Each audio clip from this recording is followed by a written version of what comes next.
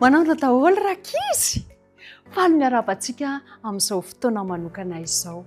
Fotoana manokana izay iarahantsika eto mandritry ny 10 andro.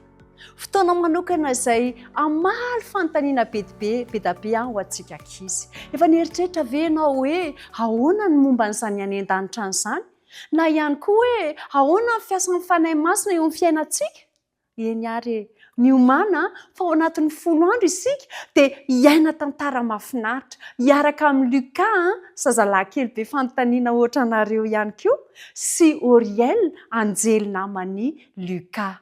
Ao anatin'ilay fotoana izay iarahantsika eto mandritry ny 10 andro rakizy dia hiara-dia amin'izareo isika ho any Jerosalema vaovao. Iona amin'ireo olona ao amin'ny Baiboly isika tahaka ny Mosesy, Joshua, David, Stefana, i Paul, i Jona mpanao batisa ihany koa. Samy tantara ny fomba niasan'ny fanahy masina teo amin'ny fiainan'izy ireo olona voatanisa teo ireo.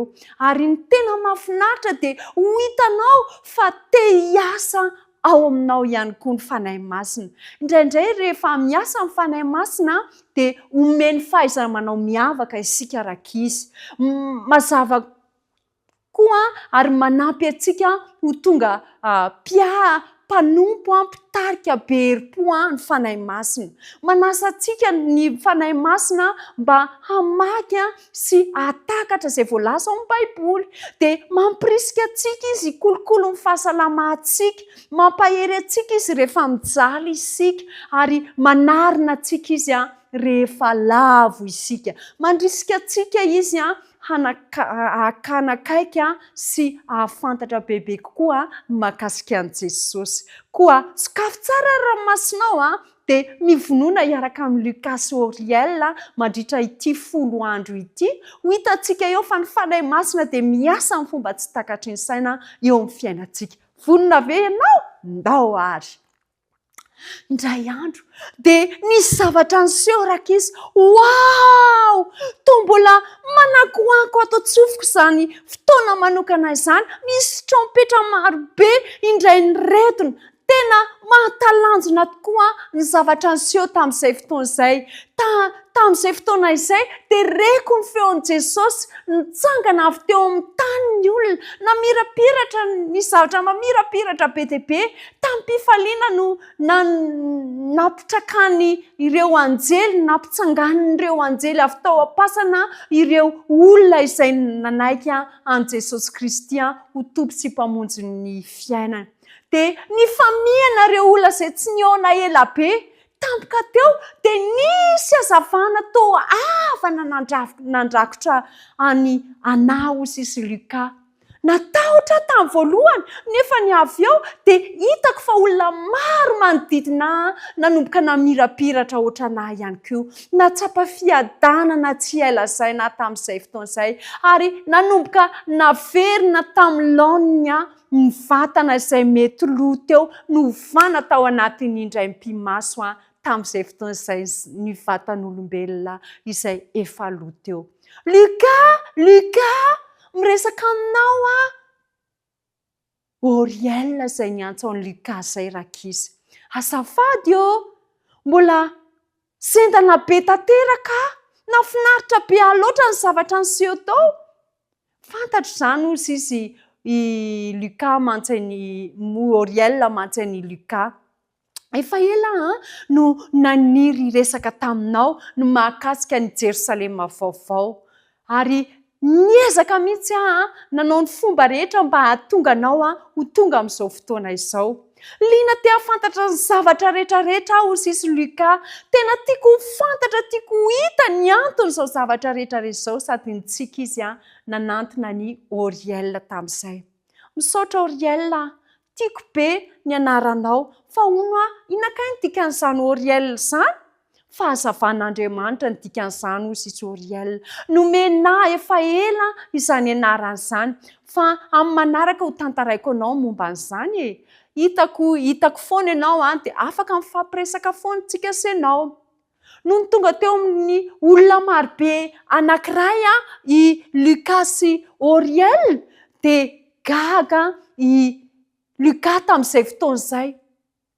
Te hanokatra vavy izy fa tsy tafasokatra ny vavany rakisy tsy hitan'izay ho tenenina fa rehefa avy eo izy dia tena faly izy ahitany Jesosy Jesosy Jesosy Jesosy zay sisa ny azony Luka ny tenenina. Luka malala kosa izy Jesosy tia miresaka be ny olona ty fa izao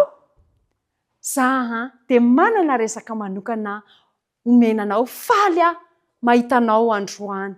Niazakazaka nakany amin'ny Jesosy io Luka ary namiana an Jesosy izy feno ranomaso rakisy ny tarehany Luka, ranomasom-pifaliana izany nikoriana teo amin'ny tavan'ny Luka. Tena faly izy ary teny tokana no teneny tamin'izay hoe misaotra Jesosy misaotra Jesosy zanako sarobidy ianao hoy izy Jesosy mantsy azy. Nataoko avokoa ny zavatra rehetra ho anao. Mino ahy ianao nihaino feoko ianao ary na dia mbola zaza aza ianao dia tsy nisalasala mihitsy nanolotra ny fonao ho anahy. Ny fanahy masina no nahatonga izany finoana izany tao anatinao ary niasa tao am-ponao izy mba hahafahanao mijoro vavolombelona ny amin'ny fanananao ny fanahy masina dia tsy mbola fantatro tsara nge ny fiasany hoy izy Luka dia hoy izy Jesosy mantsy ny Oriel hoe Oriel miangavy ianao hazavao aminazy omeo anazy ny fahazavana avy amin'Andriamanitra ahafantarany fiasan'ny fanahy masina. Eny ara hoy izy Oriel fa ataoko am-pifaliana sy ampahatokiana izany satria izany no iraka izay ampanaovinao dia velomy Jesosy mankasitraka Jesosy ny amin'ny fanomezana tsara be izay nomenao Luka amin'izao ianao efa tia an-danitra dia zava-dehibe ny ahafantaranao mahakasika ny fanahy masina. Ary ao anatin'izay dia misy teny voasoratra ao amin'ny Jaona 4:4-9 sy ny 7. Izao no voalaza ao anatin'io teny io. Taitra be Luka, toa teny amin'ny teny tsy fantatra, toa tsy haiko ny dikany. Ndao ary hosikafako ny maso ny sainao ahafantaranao ny dikan'io teny Hebreo io hoy izy Oriel tamin'izay. Ny dikan'io soratra io dia izao hoe ary izao angataka amin'ray ary izy hanome anao mpananatra hafa mba ho eo aminareo mandrakizay dia ny fanahy ny fahamarinana izay tsy azon'izao tontolo izao no raisina satria tsy hitany na fantany fa ianareo no mahafantatra azy satria mitoetra ao aminareo izy ary ao anatinareo. Fony Jesosy tonga tany an-tany tety an-tany hoy izy Oriel mantsy ny Luka dia fantany fa tsy afaka nijanona ela ety an-tany izy ka dia niraha ny fanahy masina mba hitarika an'ireo rehetra izay miara-dalana aminazy nandray anazy handeha any amin'ny lalan'ny fahamarinana sy hahatonga anazy ireo hanova ny fomba fiainany handovany ny fiainana mandrakizay. Mahavariana tokoa izany hoy izy Oriel mantsy ny Luka. Tena fitiavana, tena tia anareo Jesosy, tena tia fantatra bebe koa momba ny fiasan'ny fanahy izahay eny ara hoy izy Oriel mantsy ny Luka.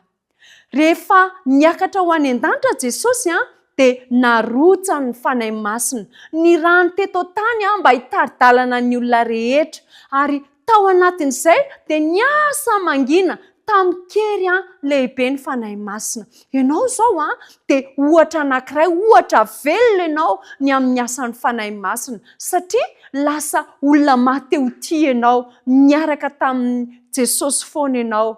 Wow!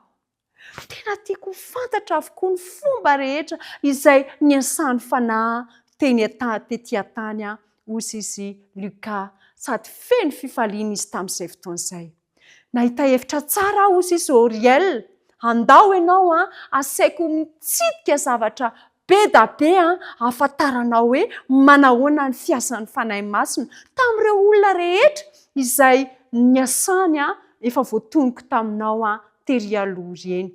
Dia tsy androko izany hoy izy Luka, tena faly tena te hiaona amin'ireny rehetrarehetra ireny andao ary vonina andao amin'izay ary faly Luka fa ampiseho zava-baovao anazy i Oriel nanomboka teo. Ianao ihany koa rakizy mandritra nyity 10 andro ity dia tiako ampisehoana zava-mahagaga izay afaka ataon'ny fanahy eo amin'ny fiainanao. Fa ho fampiarana an'ilay tantara izay nianarantsika teo dia asaiko ianao andoko an'ity sary tsara tarehy maneho ilay Jerosalema izay omanin' Jesosy ho azy ho anao ity. Te honany ve ianao? Andao ary iaino ny fiasan'ny fanahy ao anaty mandrakariva mba hahafahan'i Jesosy manomana anao amin'izany Jerosalema izay efa natokany ho antsika izany. Koa handeha isika hivavaka, handeha isika mivavaka mba ahafantarantsika bebe kokoa ny fiasan'ny fanahy ao anatintsika ao. Hivavaka isika mba hiara-monina amin'ny Jesosy any amin'ilay lanitra vaovao sy tany vaovao izay omanin' Jesosy ho antsika. Hiaraka hivavaka isika. Jesosy io omany ny fiainanay, amboary izahay avy amin'ny alalan'ny fiasan'ny fanahy mba hiala amin'ny fahazaran-dratsy rehetra ka hahatonga anay ho zaza voaomana amin'ny fihevinao fandroany eny amin'irao lanitra, ka hipetraka ao amin'ilay toerana fiainana mandrakizay izay efa nomaninao anay. Amin'ny anaran'i Jesosy no angatana mivavaka. Amen. Dia mandra-piona indray, rapitso indray, velo!